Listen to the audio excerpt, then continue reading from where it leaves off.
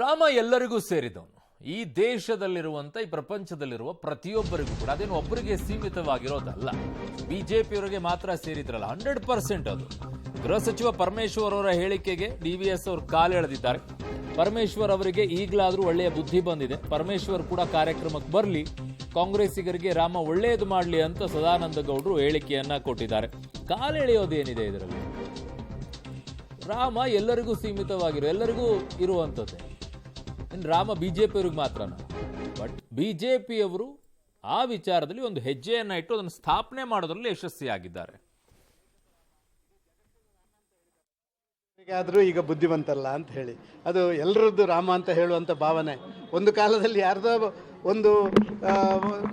ಒಂದು ಸಣ್ಣ ಗುಂಪಿನ ರಾಮ ಅಂತ ಹೇಳುವಂಥದ್ದನ್ನು ಬಿಟ್ಟು ಇವತ್ತು ಇಡೀ ದೇಶದ ರಾಮ, ಇಡೀ ಜಗತ್ತಿನ ರಾಮ ಅಂತ ಹೇಳಿದಾರಲ್ಲ, ಆ ರಾಮ ಅಷ್ಟು ಬುದ್ಧಿ ಕೊಡಲಿ ಅವರಿಗೆ, ಅವ್ರಿಗೂ ಸ್ವಲ್ಪ ಒಳ್ಳೆ ಆಶೀರ್ವಾದ ಮಾಡಲಿ ಅಂತ ಹೇಳುವಂಥ ಶುಭ.